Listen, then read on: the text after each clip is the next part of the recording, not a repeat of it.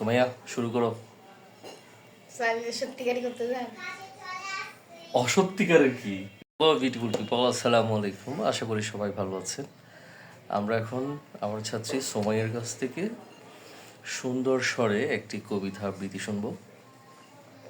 সুমাইয়া শুরু করো। আবৃত্তি করছি নোলক। লিখেছেন প্রিয় কবি আল মাহমুদ। আমার মায়ের সোনার নোলক হারিয়ে গেল শেষে, হেতাই খুঁজি সারা বাংলাদেশে। নদীর কাছে গিয়েছিলাম, আছে তোমার কাছে, হাত দিও না আমার শরীর ভরা বোয়াল মাছে। বলল কেঁদে তিতাস নদী, হরিণ বেড়ের ভাকে, সাদা পালক বকরা যেতায় পাক ছড়িয়ে থাকে।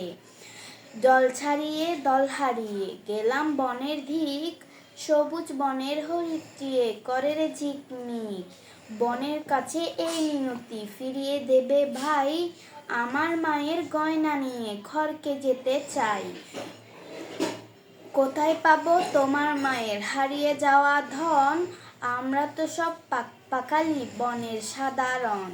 চুলে ফুল পিঁধেছি নোলক পরি না তো, ফুলের গন্ধ চাও যদি নাও হাত পাতো।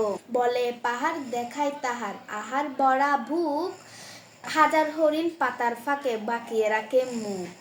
এলিয়ে খোপার রাত্রি এলেন ফের বাড়ালাম পা, আমার মায়ের গয়না ছাড়া ঘরকে যাব না। শেষ? হ্যাঁ।